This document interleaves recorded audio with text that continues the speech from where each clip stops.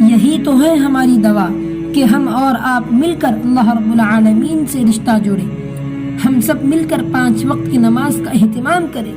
میں آپ سبھی حضرات سے ہاتھ جوڑ کر کہہ رہا ہوں، نماز نہ چھوڑے، نماز نہ چھوڑے۔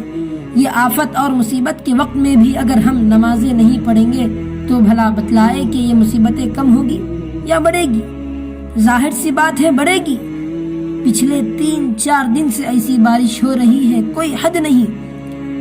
اسی لیے میں دوبارہ یہ بات کہہ رہا ہوں، ہاتھ جوڑ کر کہہ رہا ہوں، اللہ کا واسطہ دے کر کہہ رہا ہوں، نماز نہ چھوڑو، نماز نہ چھوڑو۔ اس حالت میں بھی اگر ہم مسجدوں کو آباد نہیں کریں گے تو اس کا مطلب یہ ہے کہ اللہ کا ڈر خوف ہمارے دل میں نہیں ہے۔ ہمارے دل میں ڈر خوف اپنے رزق کا ہے، ہمارے دل میں ڈر خوف اپنے مال تجارت کا ہے۔ اس بات کا ڈر خوف نہیں ہے کہ اللہ رب العالمین کو ہم کیا جواب دیں گے۔ 4 مہینے 6 مہینے تک آپ نے دکانیں بند کر رکھی تھی۔ آخری ایک بات کہہ کر میری بات ختم کرتا ہوں، سن لیجئے۔ اس وبا کی وجہ سے سارے دکانیں بند ہو چکی ہیں۔ کب سے بھائی؟ مارچ سے۔ مارچ، اپریل، مئی، جون، جولائی، اگست، 6 مہینے تک آپ نے دکانیں بند کر کے رکھی تھی۔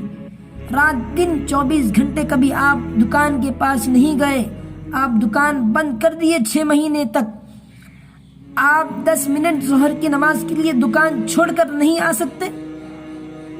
4 مہینے کے لیے آپ دکان کو بند کر سکتے ہیں۔ اس کرونا وبا کی وجہ سے، اللہ کی ڈر اور خوف کی وجہ سے آپ 10 منٹ عصر کی نماز کے لیے نہیں آ سکتے؟ آ سکتے، لیکن نہیں۔ کیوں آئیں گے ہم نماز کو؟ ہم سب کا نماز پڑھنے کا دن جمعہ کا دن ہے، ہم صرف جمعہ کے مسلمان ہیں۔ چاہتے ہیں کہ بس دنیا ہے ہمیں آرام اور سکون سے ملے۔ یاد رکھ لیجئے، اس دنیا کے اندر کسی کو آرام اور سکون نہیں ملا ہے اور نہ ملے گا۔